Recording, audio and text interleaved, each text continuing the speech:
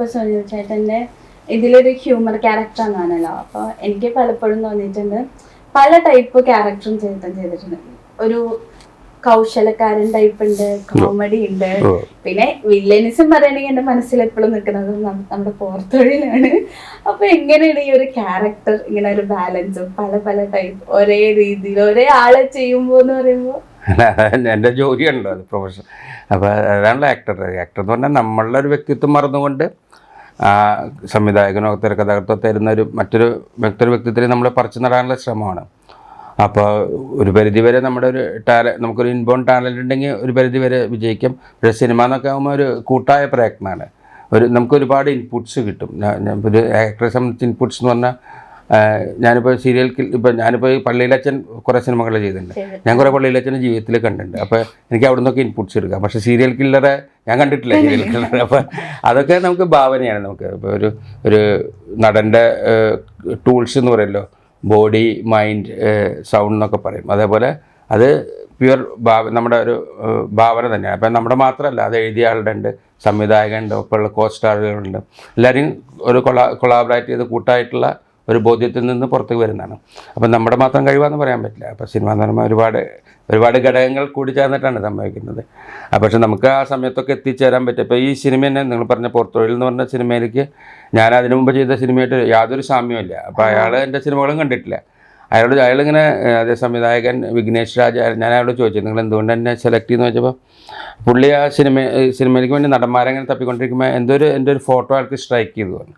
അതിനുശേഷം എന്നെ അയാൾ വിളിച്ച് സംസാരിച്ചതിന് ശേഷമാണ് നമുക്കത് ചെയ്യാൻ പറ്റും എന്നുള്ള ഒരു ബോധത്തിലെത്തുന്നത്. ഒരുപാട് ഘടകങ്ങൾ ഒത്തു വരുമ്പോഴാണ് ക്യാരക്ടറൊക്കെ നമ്മൾ ആ സിനിമ ആലോചിക്കുമ്പോൾ ഒരു വില്ലനാണല്ലോ, അപ്പൊ ഒരു സീരിയൽ കില്ലറും കൂടിയാണ്. അപ്പൊ നമ്മള് സ്ഥിരം കണ്ട ഒരു പാറ്റേൺ വെക്കുമ്പോ ഒരു മാസ് സീരിയൽ കില്ലർ അതിനൊക്കെ മാറിയിട്ട് ഒരു ബ്രൂട്ടൽ എന്ന് നമുക്ക് പറയാം. അപ്പൊ അത് ഫുൾ ഓഫ് ചെയ്ത് എനിക്ക് ഭയങ്കര ഫേവറേറ്റ് ക്യാരക്ടറാണ്, ഫേവറേറ്റ് സിനിമയാണ്, അത് എടുത്ത് പറഞ്ഞത്. പിന്നെ ഇപ്പൊ ഞാൻ നമ്മുടെ സുനിൽ ചേട്ടൻ, ഇപ്പൊ റോബിൻ, ഇവരൊക്കെ എങ്ങനെ കാസ്റ്റ് ചെയ്തത് ഈ മൂവിയിലൊക്കെ? കാസ്റ്റ് എന്ന് പറഞ്ഞാൽ നമ്മൾ ലിമിറ്റഡ് ടൈമിൽ ചെയ്ത സംഭവമാണിത്. അപ്പം റോബിൻ എന്ന് പറയുമ്പോൾ ഞങ്ങളുടെ റിലേഷനുണ്ട്. അപ്പോൾ നേരത്തെ എൻ്റെ ഒരു ഹെവൻ എന്ന് പറയുന്ന ഷോർട്ട് ഫിലിം അഭിനയിച്ചിട്ടുണ്ട്. അത്യാവശ്യം നല്ല പുള്ളിക്ക് താല്പര്യമുണ്ട്, അഭിനയിക്കുന്നതൊക്കെ ഇഷ്ടമാണ്. അപ്പം അങ്ങനെ ആ ഒരു എക്സ്പീരിയൻസ് ഒക്കെ നമ്മൾ കണ്ടു. അങ്ങനെ നമ്മൾ നല്ല റോൾ കൊടുത്തു. സുനിലേട്ടൻ എന്ന് പറഞ്ഞാൽ നമുക്ക് മലയാളികൾക്ക് എല്ലാവർക്കും എപ്പോഴും സുപരിചിതനാണ്. ഏതൊരു റോളും ഇപ്പോൾ നിങ്ങൾ പറഞ്ഞ പോലെ തന്നെ നമ്മളെല്ലാം കൂടുതൽ കോമഡി കണ്ടുള്ളൂ. പക്ഷേ പോർത്തൊഴിലിലൂടെ പുള്ളി എന്തും ചെയ്യാൻ സാധിക്കുമെന്നുള്ളത്. അപ്പം നമുക്ക് ആ ഒരു ക്യാരക്ടർ എന്ന് അവിടെ മനസ്സിലാക്കി ആദ്യമേ തന്നെ ഒന്നും വേറെ ഓപ്ഷൻ വന്നില്ല, ഒരാൾ തന്നെയാണ്. അങ്ങനെ സുനിലേട്ടനെ വിളിച്ചു, സുനിലേട്ടൻ കാര്യങ്ങൾ പറഞ്ഞു, ചോദിച്ച് മനസ്സിലാക്കി ഓക്കെ ആണെന്ന് പറഞ്ഞു. അപ്പം അങ്ങനെ തന്നെയാണ് പലരെയും നമ്മൾ എടുത്തേക്കുന്നത്. പിന്നെ ഇതിനകത്ത് കുറേ പുതിയ ആളുകളൊക്കെ ഉണ്ട്.